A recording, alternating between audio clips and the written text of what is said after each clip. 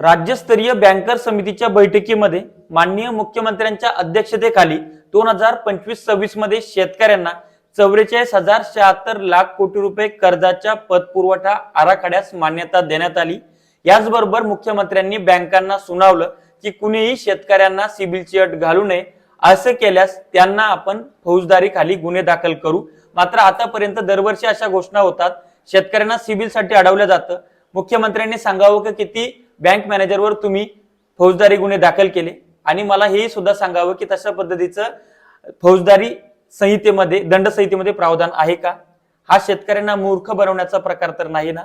दुसरा मुद्दा हा आहे की ऑलरेडी शेतकऱ्यांकडे कर्ज आहे, कर्जमाफीची घोषणा तुम्ही दिली होती, त्यावर तुम्ही बोलायला तयार नाहीत। आता शेतकऱ्यांकडे जे कर्ज आहे ते कर्ज असताना बँका त्यांना दारात उभंच करणार नाही, त्यांना कर्ज बँका देणारच नाहीये, तर याच्यावर सुद्धा मुख्यमंत्र्यांनी बोलणं गरजेचं होतं। तुम्हाला काय वाटतं? कमेंट्स मध्ये लिहा।